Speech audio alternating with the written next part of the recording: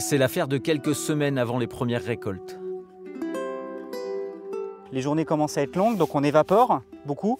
On concentre donc beaucoup l'eau de mer, ça veut dire qu'on va peut-être pas tarder à avoir la concentration suffisante pour voir le sel cristalliser. Mais Benoît n'a pas seulement la tête aux œillets et à la fleur de sel. Paludier depuis 15 ans, ce géologue de formation s'est lancé un nouveau défi, faire du vin tout à côté des marais. Et du sel au cep, il n'y a qu'un pas. Alors à vol d'oiseau, elle est à peu près à 2 km par là.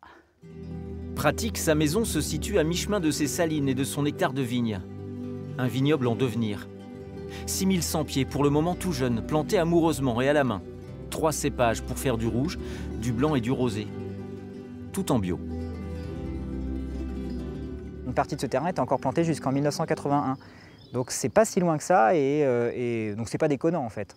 Voilà, ça s'est un peu oublié, mais ça reste quand même dans certaines mémoires et donc la plupart des gens sont plutôt contents de voir quelque chose renaître.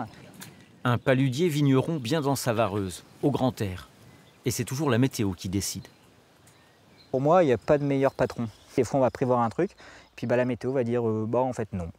Donc c'est ça que je trouve passionnant, c'est ce rythme, c'est de vivre au rythme de la nature. On est sur un microclimat aussi qui fait que même si on a des orages, généralement quand on a des orages, c'est des orages qui viennent de la mer et qui ne produisent pas ou quasiment pas de grêle. Donc ici, j'ai quasiment peu de risque de voir tout détruit par de la grêle de la taille d'une balle de ping-pong, comme malheureusement on peut le voir dans certains vignobles. Il dit qu'il n'a rien inventé. Le vin et la presqu'île guérandaise, c'est une vieille histoire. Au cadastre napoléonien, cette zone était appelée vigne de Brangeois. Les premières vendanges sont prévues à l'automne 2028. Et Benoît a déjà un nom pour son domaine.